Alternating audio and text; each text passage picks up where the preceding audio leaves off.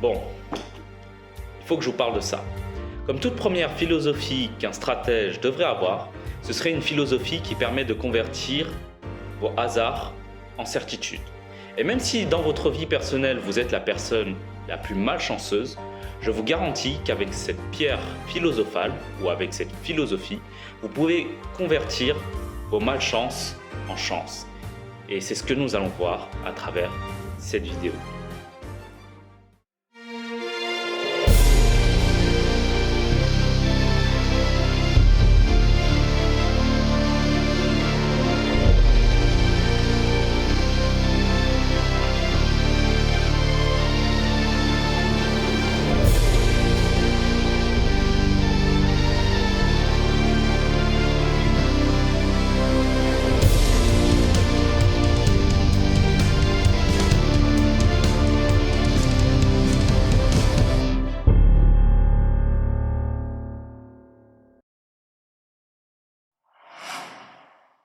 Au cours de notre vie, on sera confronté à 3 types de hasard. Le hasard sauvage, le hasard domptable et le hasard indomptable. Et le plus dangereux parmi les 3, c'est le hasard indomptable. Mais avant toute chose, il est important de définir les 3 types de hasard. Commençons tout d'abord par définir le hasard sauvage. Le hasard sauvage est un phénomène aléatoire qu'on rencontre pour la première fois, dont on ne maîtrise pas, car on ignore beaucoup de choses à ce sujet. Si on devait le personnifier sous des traits de caractère humain, ce serait le parfait inconnu. On ne sait pas si la personne en face de nous veut du bien ou nous veut du mal, mais peu importe, il faut prendre nos précautions avant de l'aborder. Et c'est ce qui m'amène maintenant à vous présenter le deuxième type de hasard. Le deuxième type de hasard, c'est le hasard domptable. Ce serait l'inconnu qui commence à devenir connu. Et à partir du moment où il commence à devenir connu, il commence à devenir prévisible.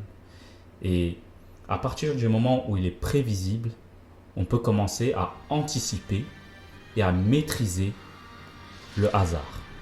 Et on serait peut-être tenté de conclure que la connaissance est la clé pour maîtriser le hasard, mais la connaissance n'est pas suffisante pour maîtriser tout phénomène aléatoire. Et c'est ce qui m'amène maintenant au troisième type de hasard, qui est le hasard indomptable.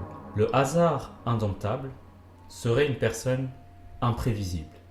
Et même si nous connaissons beaucoup de choses par rapport à cette personne imprévisible, nous restons néanmoins incapables d'anticiper son comportement et ses actions.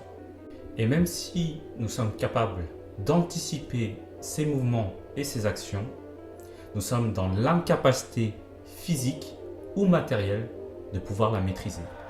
Et dans ce cas-là, il ne nous reste plus qu'à fuir si on en a encore la possibilité. Vous vous êtes laissé passer les menottes.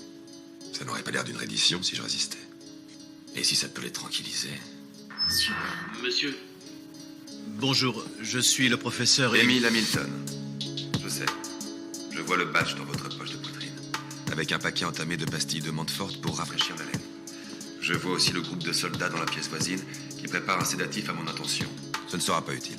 Monsieur, vous devez comprendre que nous prenions certaines précautions.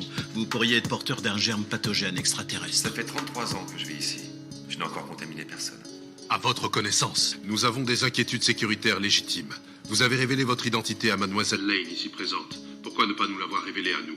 Si nous mettions carte sur table une fois pour toutes. Je vous fais peur parce que vous ne pouvez pas me contrôler. Ni maintenant, ni jamais. Mais ce n'est pas pour ça que je suis votre ennemi.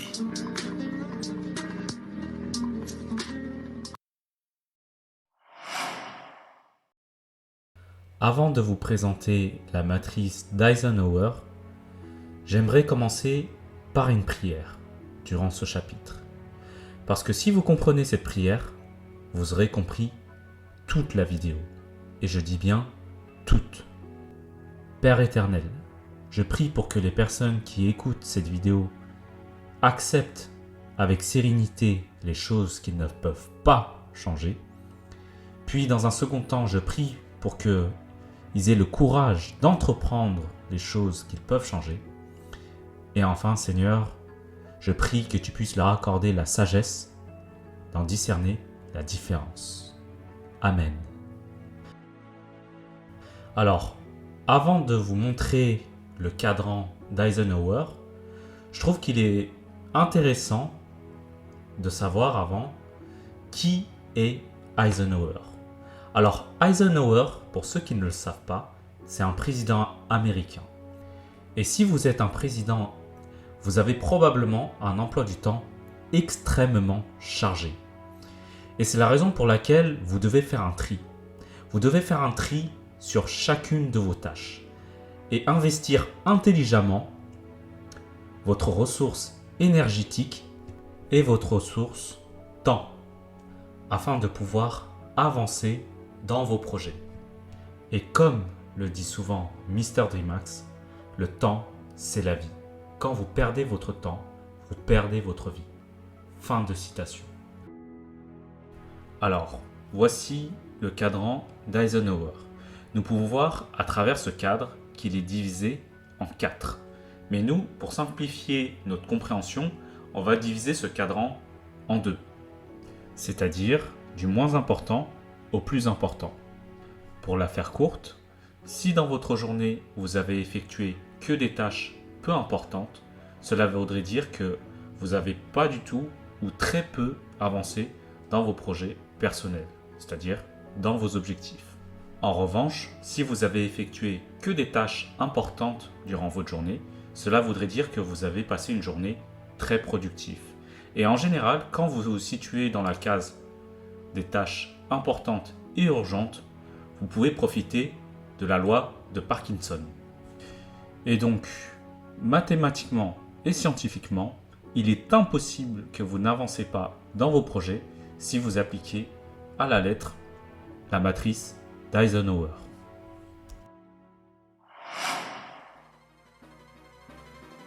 La vie, c'est un casino géant. Et dans un casino, il y a 3 types de personnalités de joueurs. Il y a tout d'abord le joueur qui a investi dans les machines à sous, c'est-à-dire que peu importe ses actions, il n'aura aucune influence sur le jeu.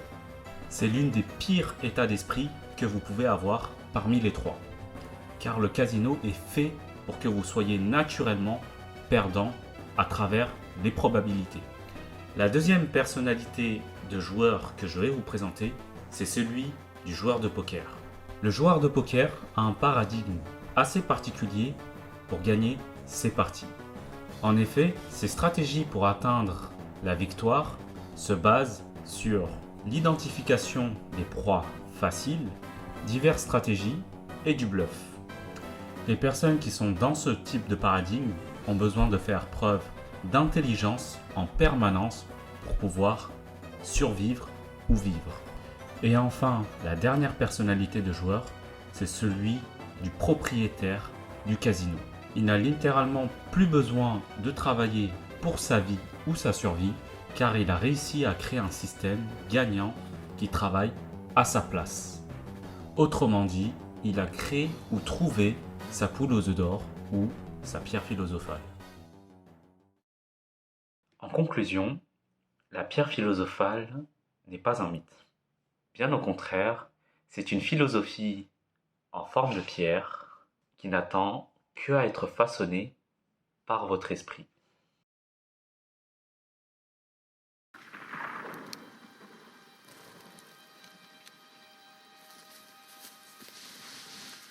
C'est là ta dernière chance.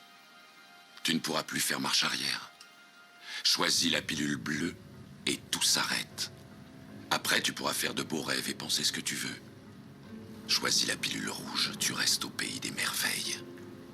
Et on descend avec le lapin blanc au fond du gouffre.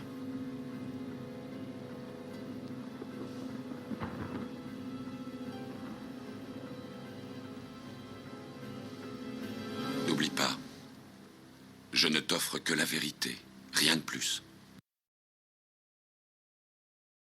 Je ne vais pas abandonner maintenant à 2 jours de votre introduction en bourse. Allons, James. Concernant Essington, les pronostics me donnaient perdant. Et puis j'ai gagné. Parce que je gagne.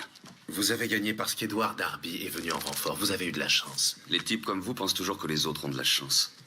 Mais il faut la provoquer. Elle ne vient pas par hasard.